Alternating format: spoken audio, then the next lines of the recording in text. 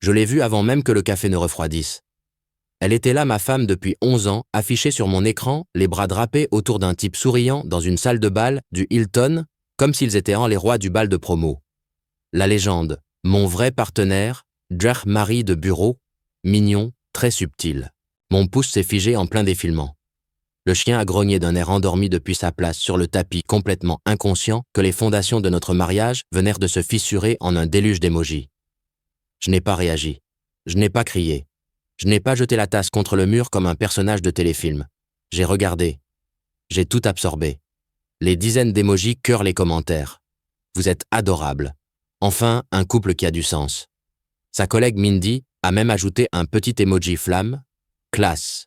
Alors, comme si quelqu'un avait actionné un interrupteur en moi, je me suis levé, je suis allé au tiroir. J'ai sorti l'enveloppe que je gardais depuis des mois, juste au cas où. Papier de divorce signé daté, tamponné, pas de jeu, pas de bluff, juste des faits. Je l'ai posé sur la table de la salle à manger, parfaitement centré. Puis je suis retourné dehors, sécateur à la main, et j'ai commencé à tailler les buis comme si de rien n'était. Permettez-moi de faire une pause d'une seconde. Si vous avez déjà vécu quelque chose comme ça, si vous avez déjà eu ce moment où la réalité vous frappe en plein dans la poitrine, alors que vous êtes encore en pyjama, respirez profondément. Et si vous écoutez encore et que vous n'êtes pas abonné, n'hésitez pas à cliquer sur ce bouton. Ça aide l'équipe à travailler tard dans la nuit, transformant des histoires comme celle-ci en le meilleur café de vengeance que vous aurez jamais siroté.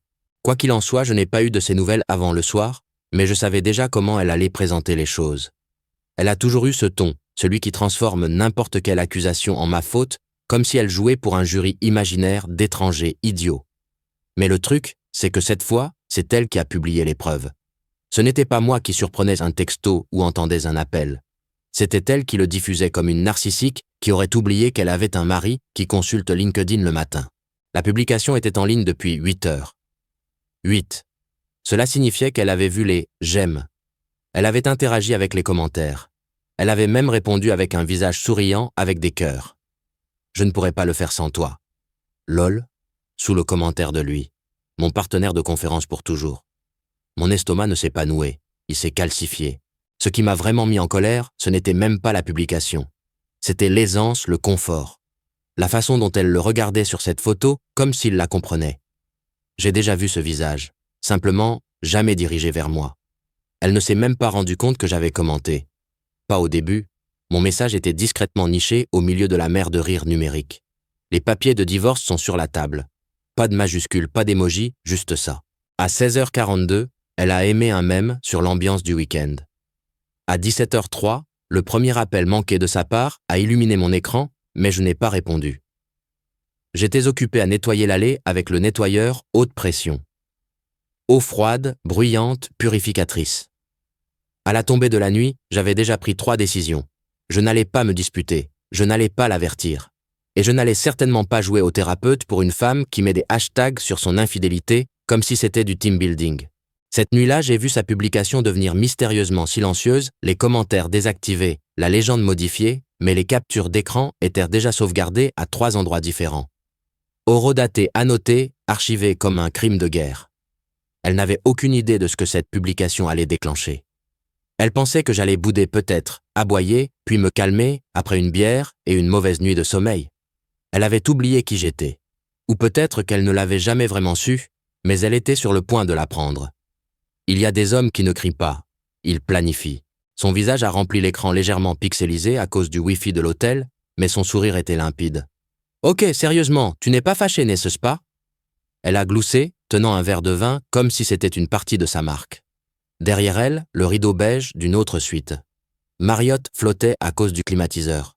Chérie, c'était une blague, tout le monde a un mari de bureau. C'est un truc quoi. Je l'ai regardé fixement. Calme silencieux. Comme un serpent à sonnette qui observe un écureuil curieux, elle a continué. Allez, toi aussi tu as des amis au travail. C'est littéralement juste une légende drôle. Les gens publient des trucs comme ça tout le temps. Tu sais comment était Mindy? Elle m'a mise au défi de l'écrire. Ce nom encore. Mindy, la meneuse de claques du bureau avec 3 mariages ratés et un TikTok sur son bocal de manifestation. Si Mindy lui disait de sauter d'un balcon pour des mesures d'engagement, elle le ferait probablement avec un hashtag et un filtre. J'ai bu de l'eau et je n'ai rien dit. Elle a remarqué. Son sourire a vacillé. « Et allô, tu es bizarre. Ça va? J'ai finalement dit. En fait, je suis content que tu l'aies présenté de cette façon. Ses yeux se sont légèrement plissés, essayant toujours de me déchiffrer. Quoi? Quoi? Que c'est juste une blague, parce que maintenant c'est public. Elle a cligné des yeux. Qu'est-ce qui est public? Silence. Juste le doux bourdonnement de sa climatisation et le son de moi mettant fin à l'appel. C'est là que le jeu a changé. Le premier appel est arrivé 30 secondes plus tard. J'ai refusé. Le deuxième 1 minute après. Cette fois en audio seulement. Ignoré. Au quatrième, elle a commencé à envoyer des textos. Je ne comprends pas pourquoi tu es comme ça. C'est une publication. Les gens font pire tous les jours. Tu exagères. Arrête d'être dramatique. Appelle-moi. J'ai mis mon téléphone en silencieux. J'ai fini de plier le linge. J'ai mangé des restes de taille. J'ai regardé un vieil épisode de Frasier. Rien d'extravagant. Juste une soirée paisible et intentionnelle. Le genre de calme dont elle prétendait toujours avoir besoin. Et pourtant qu'elle polluait toujours d'une manière ou d'une autre avec son énergie frénétique. À 22h42, j'avais accumulé 6 appels manqués, 2 messages vocaux et une note vocale qu'elle n'avait probablement pas l'intention d'envoyer. Un bruit de pas. Un marmonnement. Il se comporte comme un putain de fou. Puis doucement, quelqu'un en arrière-plan, une voix masculine disant « Il l'a vu ». J'ai sauvegardé celle-là. Elle pensait que le silence était la tempête. Mais le silence n'était que l'œil du cyclone. Le calme entre le séisme et le tsunami. Parce que ce qu'elle ne savait pas, ce que son cerveau si habitué au pardon passif et aux conséquences différées ne pouvait pas encore traiter, c'est que je voulais qu'elle panique. Pas qu'elle s'excuse pas, qu'elle se réconcilie. Panique. Cette publication avait révélé plus que son manque de respect. Elle a révélé une femme qui se croyait invincible, intouchable. Elle pensait qu'elle pouvait m'humilier en pixels et s'en tirer en prose. Elle a supposé que j'allais l'avaler comme toutes les autres fois où elle a flirté trop fort, bu trop franchi des lignes invisibles avec juste assez de déni plausible. Pas cette fois. Cette nuit-là, j'ai supprimé son accès à 2 de nos comptes d'épargne communs. Pas de façon permanente encore, juste assez pour secouer la cage. J'ai signalé notre carte de crédit de vacances pour fraude et je l'ai bloquée. Petit peut-être, mais calculé. Elle ne s'en rendrait compte qu'au moment de payer. Et quand elle le ferait, je voulais qu'elle s'interroge. S'interroge sur ce que j'avais fait, ce que je prévoyais, à qui j'avais parlé, et surtout combien j'en savais. J'ai écrit l'email à 6h13, juste après avoir sorti le chien, et avant que les arroseurs ne se déclenchent. Air frais, main stable, pas l'ombre d'un doute. L'objet était polyprofessionnel, un ton d'entreprise avec une pointe de venin. Risque potentiel pour les relations publiques liées au comportement récent d'un employé. Pas de blabla, pas de diatribe, juste un paragraphe de langage objectif, comme si je déposais un rapport trimestriel au lieu d'allumer une mèche. À qui de droit je vous écris pour attirer votre attention sur une publication récente sur les réseaux sociaux, faite publiquement par l'une de vos employées, Jane, expurgée, alors qu'elle représentait votre entreprise lors d'un événement de l'industrie. Vous trouverez ci-joint la publication en question ainsi que les commentaires publics associés. Elle était occupée à supprimer des commentaires, à changer des légendes, à ajuster les paramètres de confidentialité, comme si elle traînait des sacs de sable pour arrêter une inondation qui avait déjà vidé la maison. Son nettoyage en ligne était frénétique mais cosmétique du ruban adhésif numérique sur une fondation fissurée. Ce qu'elle ne savait pas, c'est que la véritable démolition avait déjà commencé. À 7h42, je suis entré dans ma banque avec un dossier de documents et un léger sourire. La directrice Linda, qui nous connaissait tous les deux depuis des années, m'a salué avec un sourcil légèrement levé quand j'ai dit que je devais déplacer des fonds. Fiducie personnelle, ai-je dit en faisant glisser le dossier sur la table. Bénéficiaire unique sensible au temps. Je n'ai pas sourcillé quand elle a demandé. Des fonds communs? Non, ai-je répondu. Tout à moi. Héritage de ma mère, jamais mis en commun. Elle a hoché la tête. La paperasse a commencé. Pendant ce temps, Jane était quelque part dans une salle de bain d'hôtel, tapant furieusement sur son téléphone, essayant de cacher l'histoire à son mari sur Instagram, comme si cette fonctionnalité pouvait annuler ce qu'elle avait déjà diffusé au monde. Elle n'avait pas encore vu que sa publication devenait virale sur Reddit, grâce à un fil de discussion très actif intitulé « Quand votre femme de bureau devient trop à l'aise ». Prochaine étape, l'avocat immobilier. Nous avons acheté la Maison du Lac il y a 5 ans. Correction, je l'ai achetée. Elle n'a contribué en rien, ni financièrement, ni émotionnellement, ni pratiquement. C'est moi qui tondais la pelouse. C'est moi qui ai remplacé le toit qui fuyait. Elle, en revanche, y avait passé précisément 2 étés. Les 2 fois en se plaignant que le Wi-Fi n'était pas assez rapide pour ses appels clients. Elle aimait pourtant parler de cet endroit aux gens. Elle l'appelait « notre retraite ». Elle publiait des photos filtrées de coucher de soleil, comme si c'était elle qui avait négocié la vente. Mon avocate Shelley de Shark & Flats a sorti l'acte de propriété. « Nous pouvons réattribuer le titre en 1 semaine », a-t-elle dit. « Voulez-vous la retirer complètement ou simplement supprimer les droits de survie ?»« Complètement », ai-je répondu.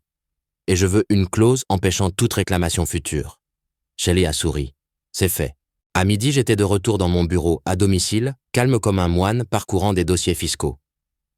C'est à ce moment-là que j'ai appelé le comptable, celui que nous utilisions tous les deux, celui qu'elle supposait neutre. « Et Doug », ai-je dit. « Écoute, je passe à une représentation individuelle. J'ai déjà parlé à quelqu'un d'autre, donc sans vouloir t'offenser, mais je préfère que mes affaires financières soient gérées de manière indépendante à l'avenir. Aussi, si Jane te contacte, s'il te plaît, dirige-la vers son propre conseiller. » Doug a hésité. « Tout va bien. »« Tout est en train d'être clarifié, » ai-je dit. À la fin de cette journée, mon nom figurait seul sur l'acte de la cabane. L'argent de ma mère était scellé dans une fiducie que seul moi pouvais toucher. Le message est arrivé à 18h11. Un numéro inconnu, pas de salutation, pas de préambule, juste une seule ligne. Je pensais que tu devrais savoir que ce n'était pas la première fois. J'ai regardé l'écran. Le texte était suivi de 3 pièces jointes. Des photos floues, prises à distance, granuleuses, mais sans équivoque. Jane avec un chemisier rouge que j'avais déjà vu entrant dans une chambre d'hôtel.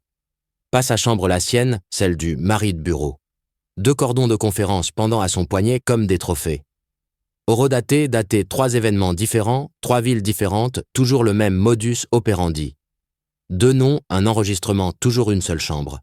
Puis est venu le dernier fichier, un PDF, une facture d'hôtel de l'événement du mois dernier. 2 invités, une chambre pour 4 nuits. La chambre avait un lit king size et une bouteille de champagne facturée à la chambre la première nuit. Sous-note supplémentaire, surclassement anniversaire, demandé. Anniversaire. Il s'était enregistré en couple.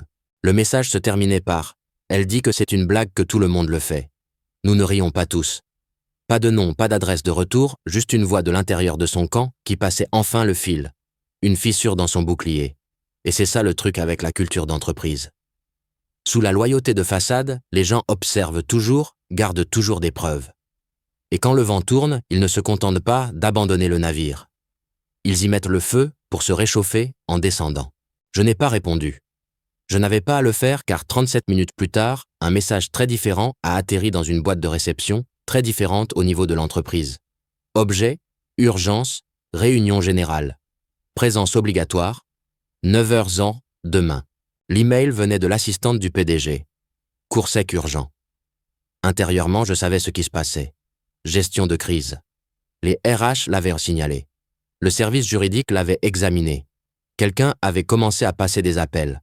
Et tous les squelettes que Jane pensait avoir enterrés sous des feuilles de calcul et des PowerPoint de team building frappèrent maintenant au mur de la salle de conférence. Et elle n'en avait aucune idée. Elle m'envoyait encore des variations de « il faut qu'on parle » tout en essayant d'effacer toute trace de son Instagram comme si c'était de l'eau de Javel qui pouvait effacer l'intention. Elle pensait encore que le pire était passé. Mais à l'intérieur de son entreprise, derrière des portes insonorisées et du verre dépoli, les décideurs étaient déjà passés au triage. Pas pour elle, mais pour eux.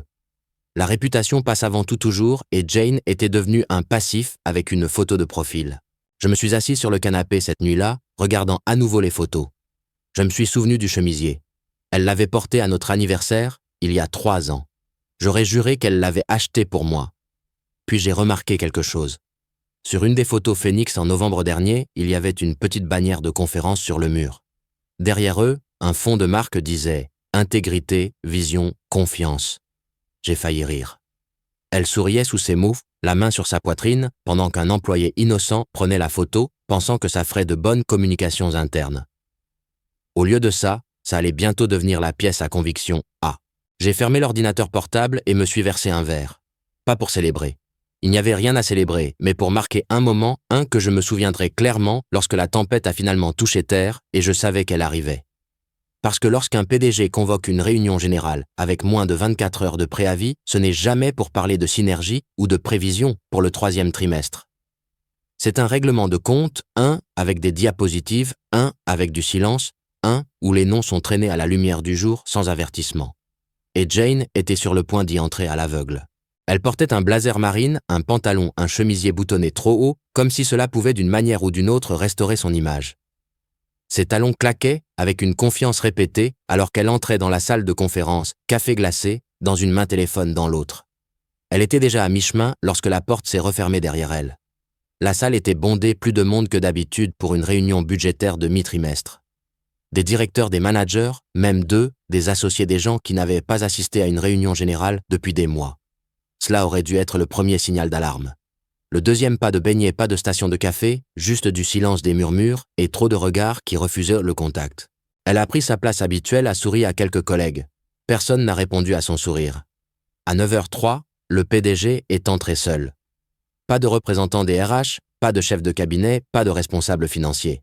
Il ne s'est pas assis, il s'est simplement dirigé vers l'avant, une télécommande à la main, la mâchoire serrée. « Avant de commencer », a-t-il dit, la voix calme mais assez tranchante pour couper du papier, je veux aborder quelque chose qui a attiré notre attention concernant le professionnalisme, l'éthique et les valeurs sur lesquelles cette entreprise a été fondée. Jane s'est figée. Ses doigts planaient encore sur son téléphone. Le projecteur a pris vie derrière lui. Écran blanc, logo de l'entreprise, puis il a changé une photo. Sa photo est enlacée à son collègue dans cette salle de bal du Hilton. Légende et tout. Mon vrai partenaire, l'âcre mari de bureau. Et juste en dessous, comme une balle sous verre. Les papiers de divorce sont sur la table. Quelques personnes ont haleté. Une personne a toussé maladroitement. La plupart sont restés immobiles, les yeux fixés droit devant, comme s'ils regardaient quelqu'un sauter d'une falaise au ralenti. La bouche de Jane s'est entr'ouverte. Mais elle n'a pas pu aller plus loin. La diapositive suivante est apparue. Des journaux de discussion. Des messages privés de Slack extraits et agrandis. Des flirts, des blagues internes qui ne semblaient pas si innocentes hors contexte. L'un se terminait même par chambre 326 encore. Puis sont venus les reçus d'hôtel, côte à côte, 3 villes différentes, même numéro de chambre, mêmes heures d'enregistrement. Lit king size, un nom d'invité, +1. Ajout de champagne. Service de préparation de la chambre amélioré. La voix de Jane s'est brisée, à peine audible. Ce n'est pas ce que ça a l'air. Mais personne n'a répondu. Pas même le mari de bureau, assis à 4 sièges, de là, avec la pâleur d'un homme attendant le peloton d'exécution. Le PDG n'a pas élevé la voix. Il n'en avait pas besoin. Il a simplement dit « Cette entreprise traite de la conformité légale, de l'éthique contractuelle et de la confiance fiduciaire. Lorsque nos employés se présentent en particulier lors d'événements publics en tant que représentants de cette entreprise, nous attendons d'eux qu'ils se comportent en conséquence. Ce que vous publiez, ce que vous faites, ce que vous suggérez a de l'importance. » Il a fait une pause. Il y a des conséquences. Puis il a posé la télécommande et est sorti. Juste comme ça. Pas de questions, pas d'explications. Il a juste lâché la bombe et a laissé la pièce en ruine. Jane est restée assise figée, clignant des yeux trop vite. Sa main tremblait légèrement. Sa bouche s'est ouverte une fois puis s'est refermée. Personne n'a rien dit. Personne n'avait à le faire. L'air était brûlé. Sa collègue Mindy s'est levée et est partie la première la tête basse. Un par un, les autres ont suivi silencieux, rapides comme s'ils ne voulaient pas attraper la honte qu'elle irradiait. Le mari de bureau a évité son regard complètement. Quand elle s'est levée, elle paraissait plus petite, plus pâle, instable. Elle est sortie sans finir son café. L'entreprise ne l'a pas licenciée. Ils n'en avaient pas besoin. Ce qu'ils ont fait était pire. Ils l'ont laissé en place, l'ont laissé se tortiller, l'ont laissé exister dans le limbo maladroit entre la disgrâce et le licenciement. L'ont laissé se balancer doucement dans son propre silence. Toujours employé mais socialement exilé, un fantôme professionnel avec une plaque nominative, et en dehors du bureau dans le monde réel, son mari ne répondait pas à ses textos. Il était à la maison en train de creuser une tranchée peu profonde le long de la clôture arrière pour installer l'irrigation. Il n'a pas regardé l'implosion de l'entreprise en direct, mais il a reçu une notification LinkedIn. L'ex-collègue de votre femme vous a recommandé pour la planification stratégique. Le lundi matin, son badge fonctionnait toujours. Pas de courriel d'avertissement, pas de lettre de licenciement, juste une notification de calendrier avec pour objet « Nouvelle organisation départementale, effet immédiat ». Elle a été déplacée à la supervision de l'intégration des clients, ce qui en pratique signifiait un bureau vide dans l'aile la plus éloignée du bâtiment, près de la photocopieuse et en face de l'extincteur. Son équipe partie, sa liste de clients réaffectée, son accès à la plateforme CRM temporairement suspendu en raison de la restructuration. L'entreprise ne lui a pas retiré son titre. Ils le lui ont laissé comme un ruban de participation, mais ils ont pris tout le reste. Son calendrier Outlook vierge. Ses notifications Slack mortes. Son téléphone a sonné une fois, un stagiaire demandant des instructions pour le tonner de l'imprimante. C'est tout. Pas de subordonné direct, pas de responsabilité, aucune raison de parler en réunion car elle n'était plus dans aucune. Mardi, quelqu'un a déplacé sa plaque nominative sur le bureau du coin. Mercredi, elle a été remplacée par une pancarte en papier qui disait « Espace de travail temporaire ». Elle s'est dit que c'était temporaire, un remaniement, un gel interne. Mais vendredi, c'était évident. L'exil n'était pas un bug, c'était le plan. On l'avait condamnée à un purgatoire professionnel, vivante mais effacée. Et les chuchotements, mon Dieu, les chuchotements partout. Elle pouvait les sentir en entrant dans la salle de pause qui devenait silencieuse à la seconde où ses talons claquaient sur le carrelage.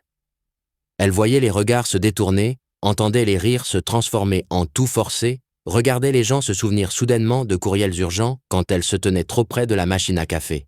Son mari de bureau a été transféré à un poste de consultant à distance. Elle ne l'avait pas vu depuis la réunion. Il a cessé de répondre aux textos, le lendemain probablement sur les conseils de son avocat, ou peut-être juste par pure autoconservation. Et le pire, elle ne savait toujours pas qui les avait dénoncés. Elle a passé en revue chaque texto, chaque message direct, chaque échange sur Slack. Elle a même confronté Mindy, qui a juré ses grands dieux qu'elle n'avait rien dit. Mais honnêtement, Jane, tu devrais peut-être te faire discrète un moment. Se faire discrète. Elle voulait hurler. Elle avait bâti cet endroit. Du moins, dans sa tête, c'est elle qui avait décroché le plus gros contrat du 2e trimestre l'année dernière. C'est elle qui avait organisé la retraite d'entreprise, qui animait les déjeuners de mentorat, qui modérait le panel sur l'éthique et la culture d'entreprise, dont l'ironie trônait maintenant sur une plaque au-dessus de son écran comme une blague cruelle. Maintenant, les stagiaires l'évitaient comme la peste. Elle a envoyé 2 emails aux RH, des demandes polies, pour clarifier son nouveau rôle et contribuer avec empressement là où c'était nécessaire. Les 2 fois, elle a reçu la même réponse générique. Merci pour votre message. À l'heure actuelle, l'équipe de direction évalue encore la future structure et informera le personnel en conséquence. Pas de signature, pas de nom, juste une réponse automatique d'un système sans visage qu'elle dirigeait autrefois comme un terrain de jeu. À la maison, elle a essayé d'agir normalement, a préparé le dîner allumé, une bougie tenter une conversation légère. Il n'a pas mordu. Il était poli, pas froid, mais distant cordial, comme quelqu'un qui remercie un caissier. Elle a demandé nonchalamment: sais-tu quelque chose à propos de quelqu'un qui aurait envoyé un message à mon entreprise? Il a levé les yeux de son assiette et a dit: aucune idée de quoi. Elle a cligné des yeux. Eh bien, quelque chose a dû se passer. On me traite comme une paria là-bas. Il a haussé les épaules. Peut-être que quelqu'un a vu ta publication. Les gens parlent. Elle a essayé de rire. Allez, tu ne penses pas que quelqu'un l'a vraiment signalé, n'est-ce pas? Ce serait insensé. Il a juste souri et a dit: le serait-ce? Puis il a débarrassé la table. Elle l'a regardé se déplacer dans la cuisine calme, posée détachée, et un nouveau sentiment a germé dans ses entrailles. Pas de la culpabilité, pas de regret. De la terreur, Parce que pour la première fois de sa carrière, elle n'était pas maîtresse du récit. Et quiconque tirait les ficelles dans l'ombre n'avait pas encore fini. Elle a claqué la porte assez fort pour faire trembler les cadres. Le mascara coulait sur son visage en 2 traînées parfaites. Son sac a heurté le sol avec un bruit sourd et elle ne s'est même pas donné la peine d'enlever ses talons avant d'entrer en trombe dans le salon comme une femme en feu. « Toi, tu es un malade !» a-t-elle lancé la voix déjà tremblante. « Pourquoi me ferais-tu ça? Quel genre d'homme ?» Il a levé les yeux du canapé. Calme la télécommande à la main. La télévision en pause au milieu d'un match de baseball. Il n'a pas bronché. « Ne fais pas semblant de ne pas savoir de quoi je parle, » dit-elle en arpentant la pièce. « Tu crois que tu me punis, tu crois que c'est la justice. Tu es en train de ruiner ma vie pour une légende, un putain de hashtag. » Toujours aucune réaction. Sa voix s'est brisée. « C'était une blague, tu sais que c'était une blague. Je ne le pensais pas comme ça. Tu sais comment est Mindy. Elle me met au défi de faire des bêtises et j'essayais juste d'être drôle. »« Tu n'es pas drôle, » dit-il tranquillement. Elle a arrêté de marcher. J'ai fait une erreur, dit-elle plus doucement maintenant. D'accord, je l'admets. Mais ça, c'est cruel. Le bureau, le silence, la façon dont les gens me regardent. Je ne sais même pas comment ils l'ont découvert. Toi, si. Elle cligna des yeux. Quoi? Tu sais exactement comment ils l'ont découvert. Tu as juste peur de le dire à voix haute. Ça l'a fait taire. Il s'est levé et passé devant elle jusqu'au placard du couloir, a récupéré une simple enveloppe en manille et la lui a tendue comme s'il passait un reçu. Elle l'a ouverte lentement, la confusion plissant son front. Son souffle s'est coupé à la première page. Des papiers de divorce. Notariés. Signés. Derrière eux, un bilan complet, des actifs ligne par ligne, solde de compte, registre de transfert, acte de propriété, fiducie. Et niché au fond, agrafé, avec une languette jaune, se trouvait un affidavit d'une seule page, signé et attesté par sa collègue, pas le mari de bureau, une autre, une femme, qui en avait apparemment eu assez de la mascarade. La déclaration était accablante. Ils ont partagé des chambres lors de 3 conférences. Elle m'a dit qu'elle pensait que son mari était trop passif pour faire quoi que ce soit. Elle en a ri une fois et a dit « Il ne va nulle part, il a plus besoin de moi que moi de lui ». Les genoux de Jane ont légèrement fléchi en lisant. Elle n'a pas pleuré. Pas encore. Elle s'est juste assise lentement sur le bord de la table basse, comme si la gravité avait doublé autour d'elle. Il est resté debout distant. « J'ai engagé un avocat », dit-il sèchement. « Les papiers sont déposés, il ne manque plus que ta signature. » Elle a secoué la tête. « On peut arranger ça. S'il te plaît, tu me connais ? Tu me connais ? Ce n'est pas nous. »« Non, » dit-il. « C'est toi. Ça a toujours été toi. » Des larmes maintenant. Des vrais. Des sanglots laids. Elle a tendu la main vers la sienne, mais il a reculé comme si sa peau pouvait brûler. « Je te le jure, » dit-elle. « Je n'ai jamais voulu te faire de mal. Je n'ai jamais voulu rien de tout ça. »« Mais tu l'as fait ?» Sa voix était de glace. « Tu pensais juste que je ne ferais rien à ce sujet ?»« Je peux changer, » murmura-t-elle. « Non, » dit-il. « Tu ne peux pas, mais les serrures si. » Et sur ce, il est entré dans la cuisine, a ouvert le frigo, s'est versé de l'eau comme s'il venait de sortir les poubelles. Elle est restée assise là, entourée de documents qui exposèrent son avenir en chiffres en puces et en témoignages sous serment. Il n'a pas crié, ne s'est pas réjoui. Cela aurait signifié lui donner quelque chose à quoi réagir. Et elle en avait terriblement envie. Elle était habituée aux fins désordonnées, aux disputes aux larmes, à quelque chose à débattre. Mais ça, c'était clinique. Il ne l'avait pas seulement quittée. Il l'avait effacée stratégiquement, définitivement, et pire que tout silencieusement. Elle est entrée au tribunal comme si c'était une négociation. Jupe crayon, rouge à lèvres discret, un classeur plein d'onglets de couleur rouge pour les actifs bleus, pour la pension alimentaire, jaune pour les points non négociables. Son expression était calme, presque suffisante, comme une femme se préparant à un déjeuner d'affaires légèrement gênant. Elle avait même apporté son sac de tribunal, un cabas de créateur beige qu'elle utilisait lors des dépositions pour projeter le contrôle de l'autorité. Son avocat, un homme avec la personnalité du lait écrémé et les honoraires d'un chirurgien, lui a chuchoté quelque chose sur la stratégie. Elle a hoché la tête. Elle pensait qu'elle avait encore des cartes à jouer. Puis le juge est entré et la première page du dossier a frappé comme une pelle en pleine poitrine. La séparation financière déjà effectuée, les comptes fermés, les transferts enregistrés, tout cela en toute légalité, car chaque mouvement avait été exécuté avant même qu'elle ne se rende compte que le mariage était terminé. Son mari avait tout déposé il y a 3 semaines. Il avait invoqué une rupture de confiance irréconciliable et avait joint 2 pièces à conviction clés, sa publication originale avec son mari de bureau et une note de service interne des RH de son entreprise résumant une enquête sur une violation de conduite impliquant son comportement lors de 3 événements hors site. Son avocat a visiblement tressailli. Jane a murmuré « Comment a-t-il obtenu ça ?» Le juge a ajusté ses lunettes.